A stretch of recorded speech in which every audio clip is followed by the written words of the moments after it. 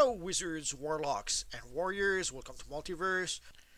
Sadly, I got a lot of great games into a short amount of time. I was a bit late in starting to play computer games, so when I started playing, there was already Baldur's Gate 2, Icewind Dale, Torment that were out, Fallout 1 and 2. But then once I was done with those games, then I had to do like everyone else. I had to wait for the next game. It was a bit of a torture waiting and waiting for the next fix. And then finally, at some point, we got a great game called Arcanum. One of the issues, though, is that the game was pretty much broken at first. You could not play it without a day one patch. Like at some point, there was a whole bunch of scrolls you could get to get information, and without the day one patch, you could not even read the scrolls. There was no text on the scrolls.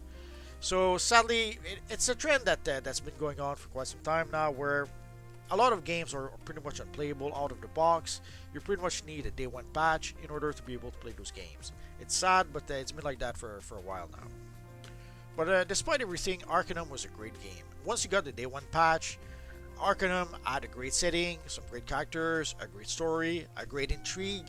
It was a pretty awesome game. It was a steampunk setting in the past, but it was an alternate past where events happened a bit differently. So it was a steampunk setting, but it also had magic, elves, dwarves, and all that good stuff. So it was like as if they had made a D&D module that was a steampunk setting. And they created a rich world with some pretty great characters. So it was really a fun world to explore. And the one big thing though was combat. They tried to make the game so that you could play either turn-based or real-time. And sadly, they had a hard time balancing the combat because of that. If you played turn-based, the combat was a little bit too easy sometimes. And if you played in real-time, holy crap, some of the fights were pretty much impossible. But overall, it was a great game, and it was a great experience. And then after Arcanum, we got Pool of Radiance 2. Holy crap, that game was broken.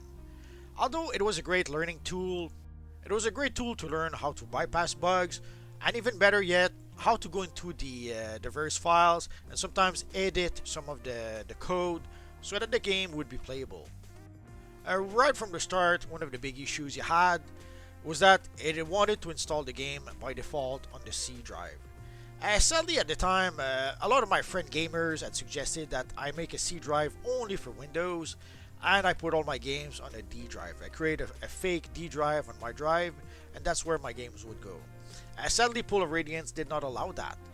So there was a patch that was released early on in order to be able to bypass the fact that you had to install the game on the C drive. And also sometimes you had to go into the files to edit some of the files. Like at some point you had to edit the any files a little bit.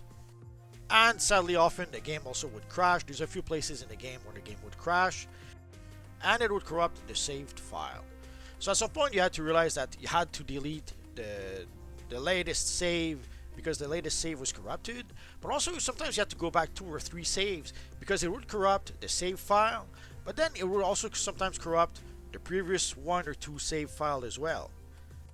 So you quickly learned that you had to save often, you had to save a lot, and when the game would crash, you had to delete the latest save, and you had to delete at least 1 or 2 saves earlier than that.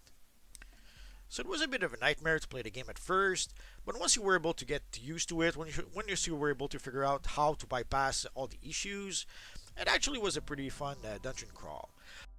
Although one of the other issues was that the game was turn-based, which wasn't an issue in itself.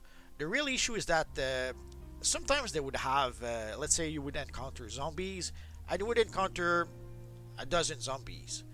Well, seeing how the game was turn-based, one zombie would move and do his attack, and the second zombie would move and do his attack.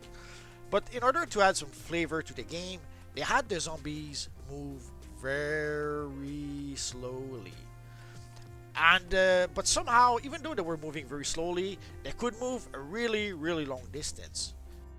I guess they didn't realize that if the zombies were moving that slowly, they probably couldn't cover that long of a distance within one turn. But I guess it's the way they tried to balance some of the fights, I suppose. So when you would get into a fight with half a dozen zombies, it was a nightmare. It would take forever just to go through that one fight. So at some point, you had no choice. You pretty much had to go and edit some of the files so that the movement of the zombies would be much faster. It was a bit weird because you still had technically the slow animation of the zombies. The animation of the zombies was made for them to walk slowly, but then you would have them going very fast. So it was almost like watching them in fast forward.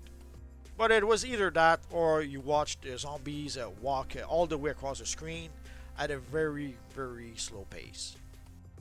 So overall, it was a fun dungeon crawl, but there was a lot of issues with the game.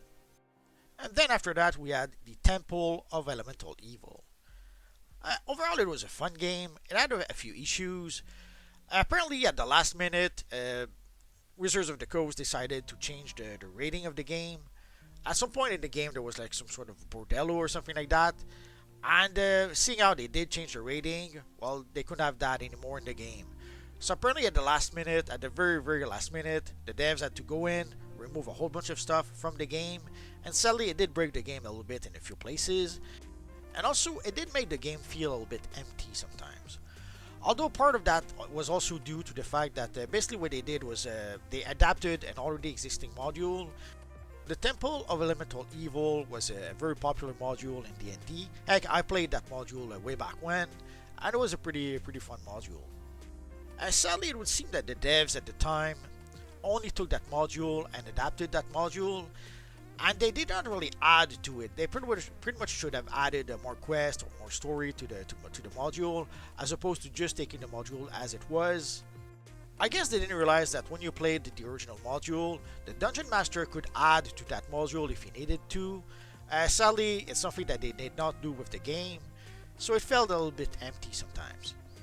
But other than that, overall, it was a really fun game. And also, depending on the character you created, basically depending on the alignment of your character, you had 9 different ways to start the game. So you would start by exploring the village of Hamlet, and then afterwards there was another fishing village that you would go to, and then you would end up in the evil Temple of Evil. Although also it was a great example showing that the attack of opportunities were not a very good idea. They've added something called attack of opportunities in D&D with 3rd edition, and it didn't make any sense. And in the Temple of Evil, you could see why. If you gave abilities that gave extra attack of opportunities to your character, and if you gave that character, let's say, a pole axe or a pole arm, holy crap, you could clear a whole room very quickly like that, because basically the reach of your weapon allowed you to have so many attack of opportunities during one round that it was ridiculous. But it wasn't the fault of the game itself. It's a D&D at the time that had some rules that were really ridiculous, or that the D&D devs themselves did not really think through. And then we got a new Infinity Engine game, Icewind Dale 2, but we'll talk about Icewind Dale 2 in our next video. We'll probably talk about Dragon Age Origin as well.